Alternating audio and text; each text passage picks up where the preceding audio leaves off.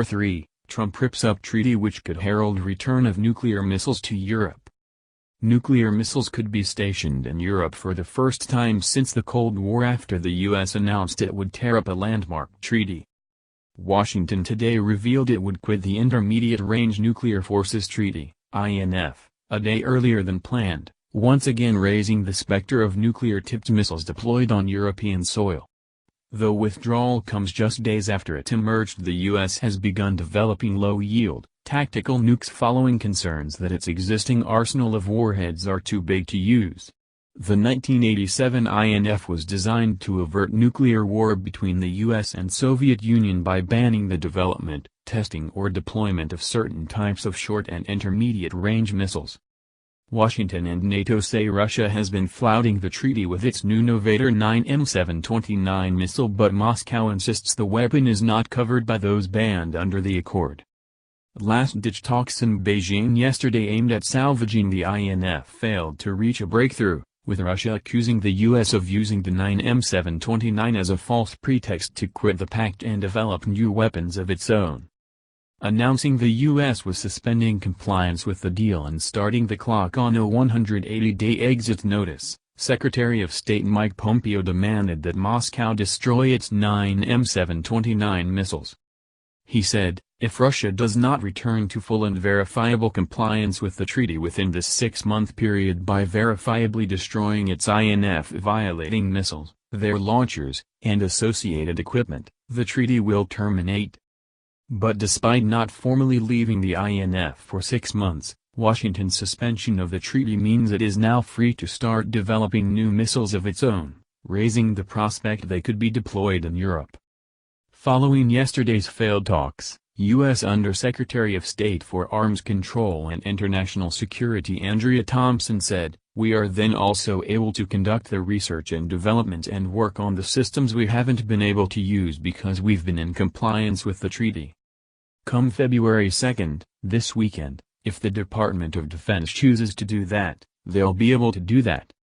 Meanwhile, it emerged this week that the U.S. has begun making a new tactical nuclear warhead for its Trident missiles. Washington fears its current arsenal of thermonuclear weapons are too destructive and therefore ineffective as a deterrent because rivals such as Russia and China may think the U.S. would never dare use them. Experts believe the new weapons could be reduced from the current 100 kilotons to just around 5, approximately a third of the force of the bomb dropped on Hiroshima, which instantly killed between 60,000 and 80,000 people. While Mr. Pompeo formally announced its intention to quit the INF today, another U.S. official added the suspension allows the decision to be reversible if Russia complies with Washington's demands. The official said if that happens then the U.S. would unsuspend.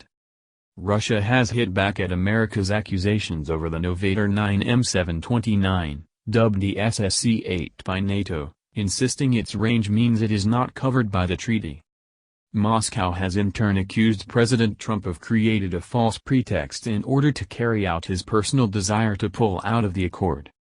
Analysts have said the long-running dispute is aggravating the worst U.S.-Russia tensions since the Cold War and that in 1991 and fear a collapse of the INF treaty could undermine other agreements aimed at capping the spread of nuclear weapons. Andrea Thompson, U.S. Undersecretary of State for Arms Control and International Security, held last-ditch talks with Russian Deputy Foreign Minister Sergei Ryabkov in Beijing yesterday ahead of America's ultimatum expiring tomorrow. However, the talks, on the sidelines of a meeting of the U.S. and Russia's fellow UN Security Council's 5 permanent members, Britain, France, and China, who are all nuclear powers, broke down. It significantly raises the likelihood of Europe becoming a nuclear-armed battleground between America and Russia. In a Reuters interview, Mrs. Thompson said she expected Washington to stop complying with the treaty as soon as this weekend, a move she said would allow the U.S. military to immediately begin developing its own longer-range missiles in Europe. Mrs. Thompson said, "We'll be able to suspend our treaty obligations on February 2nd. We'll follow all the steps that need to be taken on the treaty to suspend our obligations with the intent to withdraw.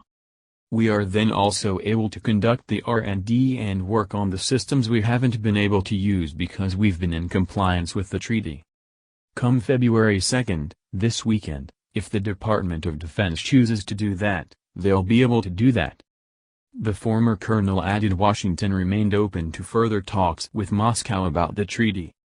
However, Russia has made it clear its position is unchanged, with a Kremlin spokesman accusing Washington of being unwilling to listen to any arguments and to hold substantive negotiations. Mr. Rybakov said, "The United States imposed a 60-day period during which we had to fulfill their ultimatum.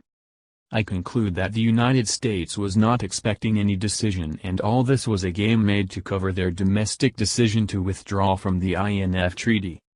America's NATO allies have said they fully support America's decision to withdraw from the INF Treaty. A statement from the alliance said, "The United States is taking this action in response to the significant risks to Euro-Atlantic security posed by Russia's covert testing, production, and fielding of 9 M729 ground-launched cruise missile systems. Allies fully support this action."